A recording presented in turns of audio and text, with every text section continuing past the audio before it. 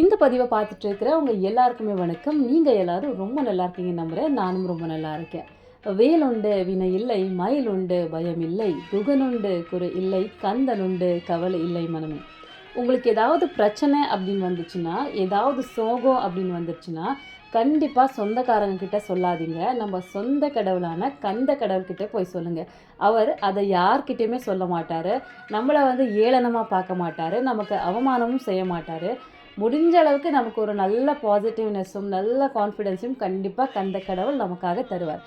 இதை ஏன் முக்கியமாக முதல்லையே சொல்கிறேன் அப்படின்னா, நிறைய விஷயம் இதில் இருக்குது. கண்டிப்பாக இந்த வீடியோ முழுசாக பாருங்கள். எல்லாருமே தைப்பூசத்தை முன்னிட்டு 48 நாள் முருகருக்காக விரதம் இருக்கிறது ரொம்ப நல்ல விஷயம். நிறைய பேர் கமெண்ட் பண்ணி சொல்லியிருக்கீங்க. சில பேர் டிசம்பர் 16th இருந்து ஸ்டார்ட் பண்ணலாம் அப்படின்னு சொல்லியிருக்கீங்க. நிறைய பேர் டிசம்பர் 25 ஓகே அப்படின்னு சொல்லியிருக்கீங்க. பெண்கள் அப்படின்னு வந்துருச்சுன்னா ஒரு 10 நாள் முன்னாடியே செய்கிறது ரொம்பவே நல்லதாக இருக்கும்.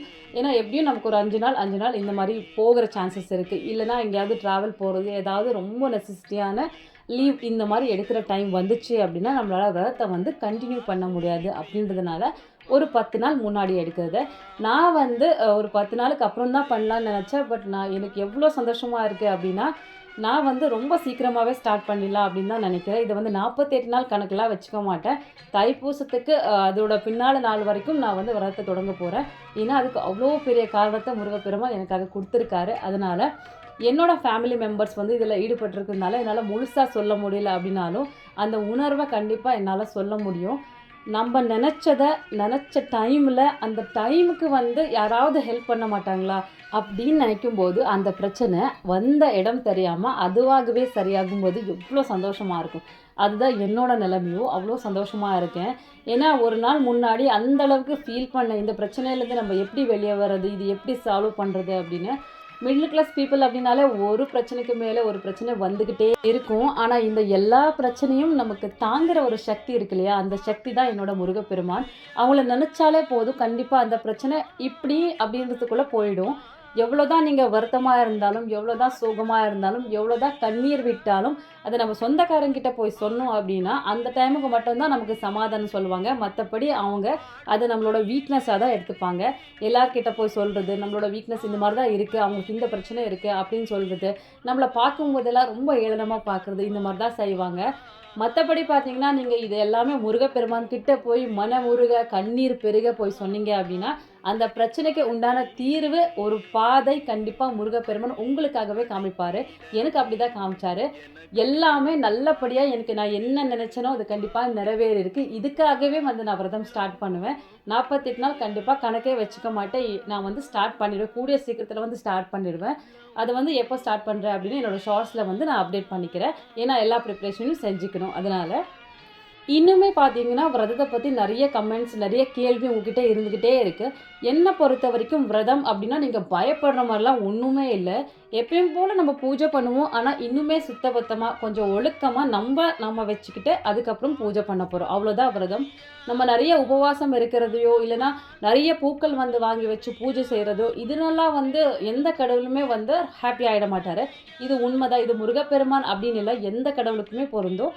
ஏன் அப்படின்னு கேட்குறீங்கன்னா, நம்மளோட பக்தி உண்மையாக இல்லை அப்படின்னா அதுக்கு மாற்றாக நீங்கள் என்ன கொடுத்தாலும் கடவுள் அதை கண்டிப்பாக ஏற்றுக்க மாட்டார். என்னதான் வகை வகையாக நைவேத்தியங்கள் செஞ்சு வச்சாலும் உங்கள் பக்தி உண்மையாக இல்லை, 100க்கு 100 நீங்கள் கடவுளை நம்பி அந்த ஒரு விரதத்தை நீங்கள் செய்யலை அப்படின்னா கண்டிப்பாக எந்த பலனுமே இல்லை. நான் அவருக்காக செய்கிறேன், இவர் சொன்னார் அதுக்காக செய்கிறேன், அவள் பண்ணுறா அதனால் நான் பண்ணுறேன், இந்த மாதிரிலாம் செய்யாதீங்க. உங்களோட மனம் ஃபுல்லாகவே முருகரை வச்சுட்டு அவருக்காக மட்டுமே இந்த விரதம் இருங்க. நல்லா இருக்கீங்களா, நம்ம வாழ்க்கையில் எல்லாமே முருகர் கொடுத்துருக்காங்க, சரி ஓகே, அந்த முருகருக்கு நன்றி சொல்லும்படியாக இந்த 48 நாள் விரதத்தை நீங்கள் துவங்கலாம். மற்றபடி எல்லா பிரச்சனையும் பொறுத்து நமக்கு குழந்தை இல்லை, கல்யாணம் நடக்கலை, வீட்டில் கடன் பிரச்சனை இருக்குது, உத்தியோகம் கிடைக்கல, நல்லா பொசிஷன் வேலையில் இல்லை இப்படின்னு நினைக்கிறவங்க கண்டிப்பாக நீங்கள் இந்த விரதத்தை செய்யலாம். இந்த வீடியோ அப்லோட் பண்ணுற இன்றைக்கி நம்ம ஊரில் சம்பா சஷ்டி அப்படின்னா சுப்பிரமணிய சஷ்டி. நம்ம ஊர்லலாம் கந்த சஷ்டி விழாவை ரொம்ப பெருசாக நம்ம தமிழ்நாட்டில் கொண்டாடுவோம் இல்லையா, அதே மாதிரி கர்நாடகாவில் பார்த்தீங்கன்னா சம்பா சஷ்டி அப்படின்னு சொல்லுவாங்க. இந்த சம்பா சஷ்டியை முன்னே வச்சுக்கிட்டு தான் நான் முருகர்கிட்ட என்னோடய வேண்டுதலை வச்சேன். அதுக்குள்ளே என்னோடய வேண்டுதல் எந்த பிரச்சனையுமே இல்லாமல் எப்படியாவது சரியாகிடணும் அப்படின்னு நான் கேட்டுக்கிட்டேன். அதுக்கு ஒரு நாள் முன்னாடியே என்னோடய பிரச்சனைக்கு எல்லா விதமான சொல்யூஷனும் வந்துடுச்சு. இது மாதிரி தான் நான் செஞ்சால் என்னோடய பிரச்சனை சால்வ் ஆகும் அப்படின்ற ஒரு நல்ல பாதையை எனக்கு காமிச்சு விட்டார். ப்ரிகாஷன்ஸ் நம்ம எவ்வளோதான் எடுத்தாலும் அந்த பிரச்சனைன்னு வரும்போது அங்கே நின்று நம்ம ஃபேஸ் பண்ணணும். கண்டிப்பாக எப்போவுமே இன்னொருத்தர் மேலே டிபெண்டடாக இருந்தால் இப்போ அவங்க வந்து ஹெல்ப் பண்ணுவாங்க, இல்லைனா நான் இவங்ககிட்ட சொல்லியிருக்கேன் இவங்க வந்து ஹெல்ப் பண்ணுவாங்க, இப்படின்னு நம்ம ஃபீல் பண்ணி வச்சுருந்தோம் அப்படின்னா கண்டிப்பாக போச்சு. எப்போவுமே பார்த்தீங்கன்னா நம்மளோட உழைப்பும் நம்ம என்ன பண்ணலாம் அப்படின்ற ஏற்கனவே நம்ம ஒரு ப்ரிகாஷனாக ப்ரீ பிளான் பண்ணி வச்சோம் அப்படின்னா கண்டிப்பாக எந்த வேலையாக இருந்தாலும் ரொம்ப சிறப்பாக நடக்கும். முருகப்பெருமான் மேலே நம்பிக்கை வச்சு இன்னுமே நம்ம என்ன வேலை செய்ய போகிறோமோ அந்த வேலைக்காக முருகரை வேண்டிட்டு இது நல்லபடியாக நடக்கணும் அப்படின்னு முருகரை வேண்டி பாருங்கள். இன்னுமே ரொம்ப சீக்கிரமாக அந்த வேலை நடக்கும். இது என்னோட வந்து 100% உண்மையான உணர்வை நான் சொல்கிறேன். அது வந்து இதுதான் நடந்துச்சு அப்படின்னு என்னால் இப்போ சொல்ல முடியல. ஸோ அந்த அளவுக்கு சந்தோஷமாக நான் ஒரு பதிவு வந்து போடுறேன். நான் கேட்டது கண்டிப்பாக முருகர் இது வரைக்குமே எல்லாமே எனக்கு கொடுத்துருக்காரு. நான் கேட்டதை விட அதிகமாகவே எனக்கு நல்லாவே கொடுத்துருக்காரு. ரொம்ப சந்தோஷம். இது என்ன அப்படின்னா நம்மக்கிட்ட என்ன இருக்கோ அதை வச்சு நம்ம ஹாப்பியாக இருக்க முதல்ல வந்து கற்றுக்கணும்.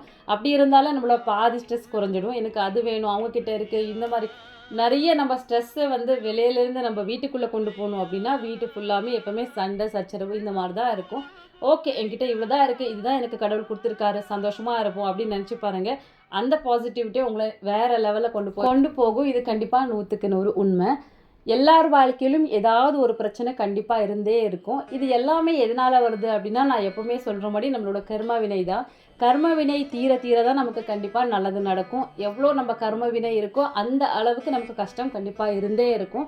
யார் ஒருவர் முழு மனதோட முருகப்பெருமானை நம்பி வழிபடுறாங்களோ அவங்களுக்கு அவங்களோட கர்ம வினை ரொம்ப சீக்கிரமாக குறையும் அப்படின்னு சொல்லுவாங்க. நீங்கள் எல்லாருமே கேள்விப்பட்டிருப்பீங்க முருகப்பெருமானை வழிபட்டால் நமக்கு நிறைய சோதனைகள் வரும் அப்படின்னு. அது இந்த காரணத்தினால்தான் முருகப்பெருமானை வழிபடுறவங்களுக்கு முருகப்பெருமான் செய்யக்கூடிய முதல் வேலையை அவங்களோட கர்ம வினையை வந்து கழிக்கிறது. கர்ம வினையை கழிக்கும் போது பார்த்தீங்கன்னா நமக்கு நிறைய கஷ்டம் இருக்கிற மாதிரியும் நிறைய சோதனை பிரச்சனை இருக்கிற மாதிரியும் நமக்கு தோணும். கடவுளே இல்லைன்னு கூட சில நேரத்தில் தோணும். எந்த கோயிலுக்கும் போக மனசே வராது. வீட்டில் கூட ஒரு 4 நாள் பூஜை பண்ணுவீங்க, மற்றபடி பூஜை பண்ண கூட மனசு வராது. அந்த மாதிரி தான் தோணும். ஒரு மாதிரி எப்போவுமே தூங்குற மாதிரியே ஒரு ஃபீல் இருக்கும். எப்போவுமே டயர்டாக இருக்கிற மாதிரி தான் நமக்கு இருக்கும். இது எல்லாமே நம்மளோட கர்ம வினை தான். நம்ம என்னதான் அதை மீறி பூஜை பண்ண போகிறேன் அப்படின்னாலும் அந்த கர்ம வினை பார்த்திங்கன்னா அதை எப்படி நம்ம வந்து தடை செய்யலாம் அப்படின்னு யோசிச்சுக்கிட்டே இருக்கும். அதனாலே பார்த்தீங்கன்னா முருகப்பெருமான முதல்ல நீங்கள் கட்டியாக பிடிச்சிக்கணும். அவர் காலடியில் வந்து நம்ம சரணாகதி அடைஞ்சிட்டோம் அப்படின்னா அதுவே போதும். மற்றபடி இப்போ நம்ம முருகா அப்படின்னு கூப்பிடும்போது பார்த்தீங்கன்னா முருகப்பெருமான் என்னோட பக்தர் என்னை கூப்பிடுறாங்க அப்படின்னு ஃபீல் பண்ணுவாங்களாமா. இதை நான் சொல்லலை, அருணகிரிநாதரே சொல்லியிருக்காங்க. ஏன்னா நம்ம மனசில் வந்து முருகா அப்படின்னு நினைக்கும் போது அவரோட ஒரே ஒரு காலை நம்ம நினைக்கும் போது இருகாலம் வந்து நிற்கும் அப்படின்னு சொல்லுவாங்க. ஏன்னா நமக்காக முருகர் பெருமாள் வந்து எப்போவுமே ரெடியாக இருப்பாங்க. நம்ம பக்தர் நான் வந்து காப்பாற்றணும், எனக்கான உலகத்தில் இருக்கிற என்னோட பக்தரை நான் வந்து காப்பாற்றியே தீரணும் அப்படின்னு அந்த காலத்திலே கிளம்பினார். ஸோ கண்டிப்பாக நம்மளை கைவிட்டுற மாட்டார். எந்த அளவுக்கு நீங்கள் முருகப்பெருமானை நம்பி முழுசாக நம்பி நீங்கள் எந்த விரதம் செய்கிறதா இருந்தாலும் சரி, எந்த பூஜை செய்கிறதா இருந்தாலும் சரி, உங்களோட நம்பிக்கை தான் இங்கே ரொம்ப ரொம்ப முக்கியம். அதுக்கப்புறம் ரொம்ப முக்கியம் அப்படின்னா உங்களோட உண்மையான பக்தி. யாருக்காகவும் நீங்கள் எந்த விரதமும் செய்ய வேண்டாம். உங்கள் மனசு சொல்லுதா, ஆமாம் நான் இந்த விரதத்தை செஞ்சால் எனக்கு இது நடக்கும் அப்படின்னு தோணுது அப்படின்னு செய்யும்போது மட்டும்தான் அது நடக்கும்.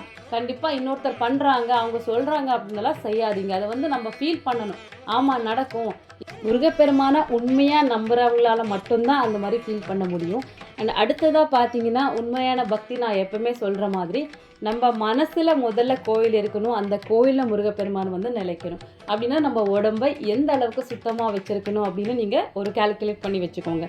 டெய்லியும் தலைக்கு குளிக்கணுமா, செருப்பு போடக்கூடாதா, இந்த கலர் ட்ரெஸ் தான் போடணுமா, இந்த மாதிரிலாம் கேட்டிங்க அப்படின்னா இப்போ ஒர்க் பிளேஸ் வந்து சில பேருக்கு ஹைஜீனாக இருக்காது, இல்லைன்னா ஒர்க் பிளேஸே ரொம்ப அந்த மாதிரி இருக்கும்போது நீங்கள் தாராளமாக செருப்பு போட்டுக்கோங்க. வீட்டில் பூஜை செய்யும்போதோ வீட்டுக்குள்ளே வந்தோடனே கண்டிப்பாக அந்த செருப்பு நம்ம கலக்க தான் போகிறோம்.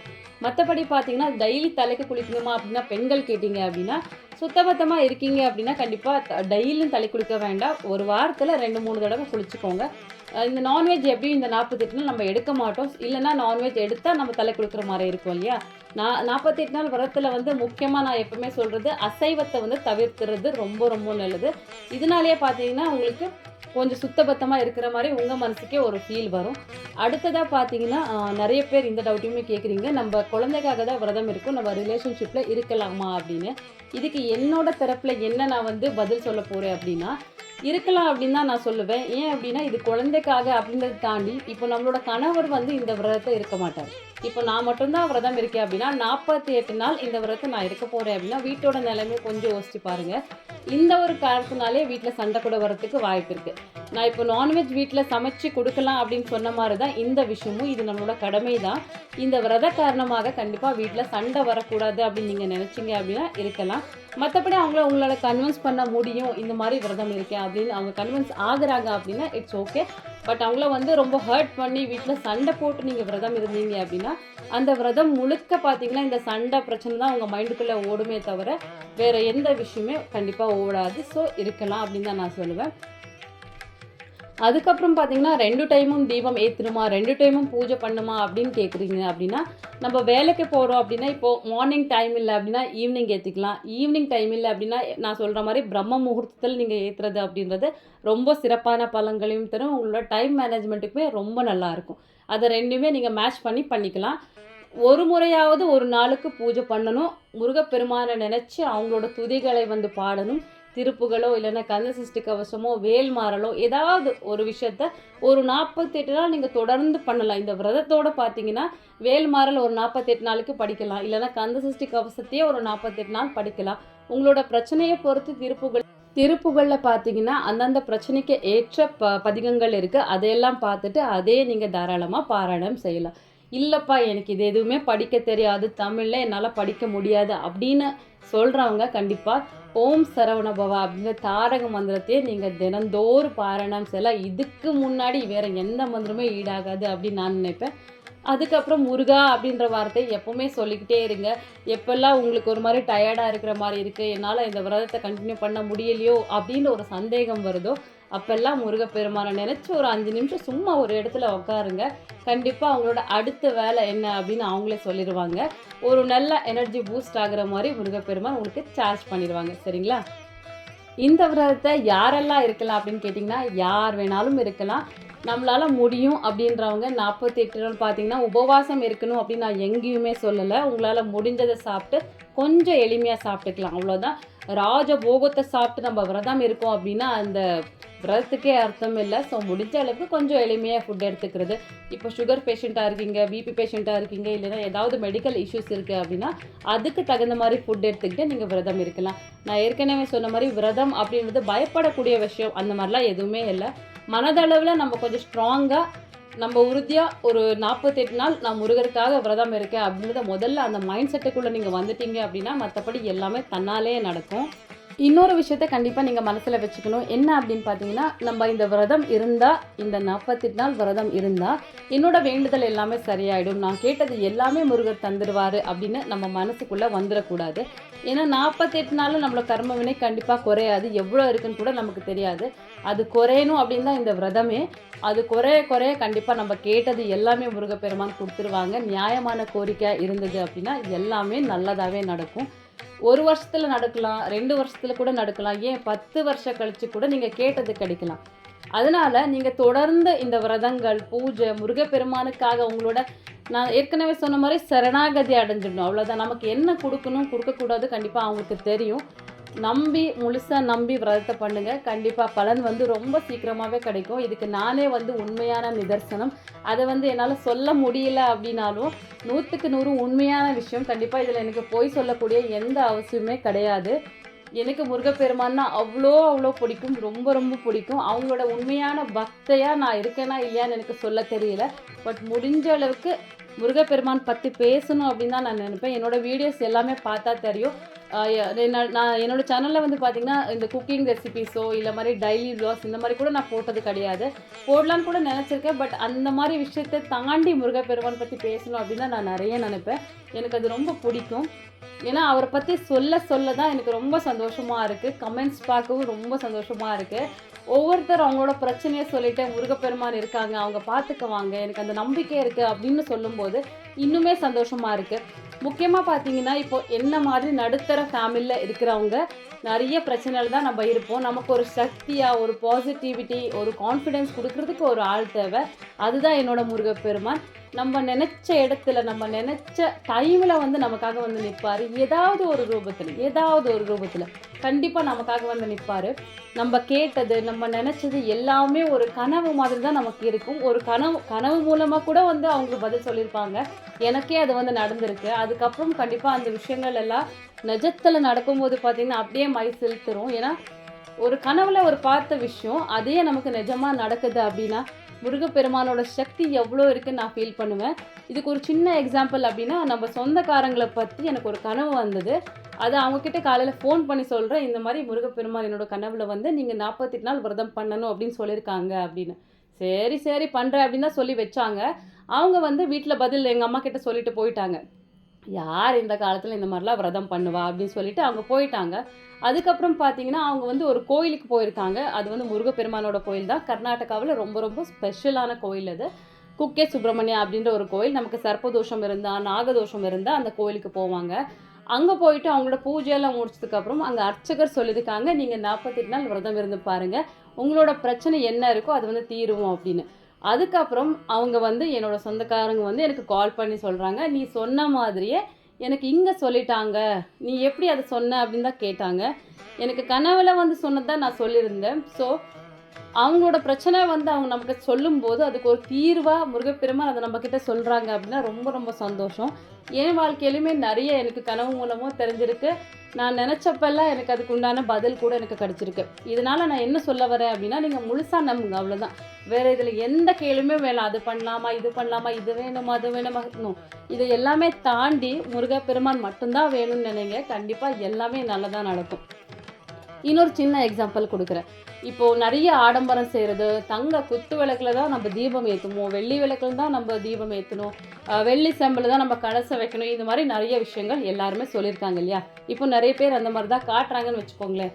ஆனால் நம்மக்கிட்ட அதெல்லாம் இல்லைல்ல. ஒரு கோயில் இருக்குது, அந்த கோயிலில் பார்த்தீங்கன்னா அந்த மாதிரி எந்த தீபங்களும் இல்லை. ஆனால் உண்மையான பக்தி மட்டும்தான் அந்த கோயிலில் இருக்குது. எங்கே அப்படின்னு பார்த்தீங்கன்னா, நீங்கள் ஹாஸ்பிட்டலெல்லாம் பார்த்தீங்க அப்படின்னா எல்லா ஹாஸ்பிட்டல், கொஞ்சம் பெரிய ஹாஸ்பிட்டல் எல்லாமே ஒரு சாமி வச்சுருப்பாங்க. நம்ம விநாயகரோ இல்லைன்னா ஏதாவது அம்மன் இந்த மாதிரி தான் சாமி வச்சுருப்பாங்க. அங்கே போய் பாருங்கள், நிறைய பூவெல்லாம் போட்டிருக்க மாட்டாங்க. ஒரு ஒரு சின்ன தீபம் எரிஞ்சிருக்கலாம், குங்குமம் விபூதி இந்த மாதிரி வச்சுருப்பாங்க. பட் அங்கே வந்து பக்தி இருக்கு இல்லையா? ஒரு கை நம்ம வந்து சாமி கும்பிட்றோம், 2 கை கும்பிட்டு சாமியை கும்பிட்றது மட்டும்தான் அங்கே தெரியுமே தவிர்த்து எந்த அலங்காரமும் எந்த பூஜையும் எந்த மணி சத்தமோ எதுவுமே அங்கே கேட்காது. அவ்வளோ சைலன்ஸாக இருக்கும். உண்மையான பக்தி மட்டும்தான் அங்கே இருக்கும். அதை விட்டு அங்கே வேறு எதுவுமே இருக்காது. அந்த அளவுக்கு அந்த ஹாஸ்பிட்டல் வந்து கோயிலை விட உண்மையான பக்தியை பார்த்துருக்கும். இதை வந்து நானும் ஃபீல் பண்ணியிருக்கேன். அந்த அளவுக்கு நமக்கு அந்த பிரச்சனை மட்டும்தான் கண்ணில் தெரியும். அங்கே இருக்கிற சாமி வந்து ஒரு பாசிட்டிவிட்டி, நமக்கு ஒரு கான்ஃபிடென்ஸ் கொடுக்கக்கூடிய ஒரு சக்தியாக வந்து நம்ம கண்ணுக்கு தெரியும். இதுதான் நான் எங்களோட விரதத்துலேயும் வந்து இருக்கணும் அப்படின்னு நான் சொல்கிறேன். ஆடம்பரம் இல்லாமல் உண்மையாக பக்தியை வச்சுட்டு நம்ம முருகப்பெருமானை வணங்கினோம் அப்படின்னா, சரணாகதி அடைஞ்சோம் அப்படின்னா கண்டிப்பாக நம்ம நினச்சது நடந்தே தீரும். இது 100க்கு 100 உண்மை. அதுக்கப்புறம் நீங்களே கமெண்ட்டில் சொல்லுவீங்க, ஆமாம் இது 100க்கு 100 உண்மை அப்படின்னு. நான் ஃபீல் பண்ணியிருக்கேன். கண்டிப்பாக நீங்களும் ஃபீல் பண்ணிவிட்டு எனக்கு கமெண்ட் பண்ணுவீங்க. இந்த பதிவு நான் ரொம்ப சந்தோஷமாக கொடுத்த ஒரு பதிவு. என்னோடய முருகப்பெருமானை நினச்சி ரொம்ப சந்தோஷமாக கொடுத்த பதிவு. உங்கள் எல்லாருக்குமே ரொம்ப பிடிச்சிருக்கு அப்படின்னு நான் நம்புகிறேன். இந்த பதிவு பிடிச்சிருந்துச்சி அப்படின்னா கண்டிப்பாக உங்களோட ஃப்ரெண்ட்ஸ், ரிலேட்டிவ்ஸ் எல்லாருக்குமே ஷேர் பண்ணுங்கள். இந்த பதிவு எப்படி இருந்தது அப்படின்னு கண்டிப்பாக கமெண்ட் பண்ணி சொல்லுங்கள். நீங்களாம் எப்போ விரதம் ஸ்டார்ட் பண்ணுறீங்க அப்படின்னு கூட கமெண்ட் பண்ணி சொல்லுங்கள். இந்த சேனலை நீங்கள் இப்போ தான் முதல் தடவையாக பார்க்குறீங்க அப்படின்னா கண்டிப்பாக சப்ஸ்கிரைப் பண்ணி வச்சுக்கோங்க. கூடவே பெல் ஐக்கனையும் ப்ரெஸ் பண்ணி வச்சுக்கோங்க. அடுத்தடுத்த வீடியோஸ் கண்டிப்பாக உங்களுக்கு நோட்டிஃபிகேஷனாக வரும். இதே மாதிரி இன்னொரு நல்ல வீடியோவில் உங்களை சந்திக்கிறேன். அது வரைக்கும் உங்களுந்து விடை பெறுகிறேன். நன்றி, வணக்கம், பாய். ஓம் சரவண பவ.